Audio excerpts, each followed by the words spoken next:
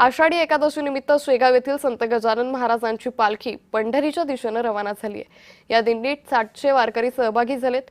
तब्बल 700 किलोमीटरचा पायी प्रवास करून गजानन महाराजांची ही पालखी विठ्ठलाच्या पंढरपुरात आषाढी एकादशीसाठी दाखल होणार आहे।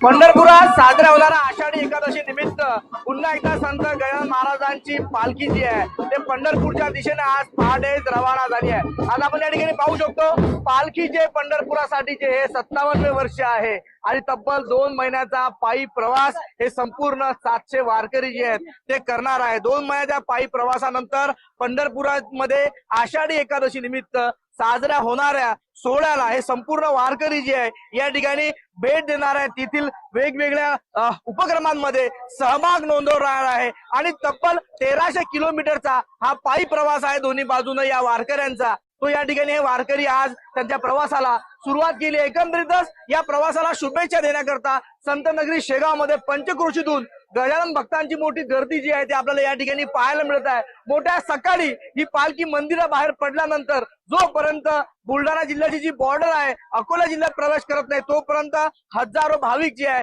ते या पालखी सोबत अशाच पद्धतीने पायी चालतात आणि पालखीला शुभेच्छा या ठिकाणी देत असतात। एकंदरीतच दरवर्षीप्रमाणे पार पडत असलेल्या या सोहळ्याला पुन्हा एकदा सुरुवात झाली आणि यामध्ये गजानन महाराज संस्थानकडून ही संपूर्ण पायी दिंडी जी आहे ते आषाढीच्या एकादशीच्या ओढीने पंढरपूर करता रवाना झाली आणि मोठ्या भाविक वातावरणामध्ये संपूर्ण गजानन भक्तांनी या दिंडीला मोठ्या या ठिकाणी शुभेच्छा देत असल्याचं आपल्याला पाहायला मिळत आहे। प्रफुल्ल खंडर, जय महाराष्ट्र न्यूज, बुलढाणा।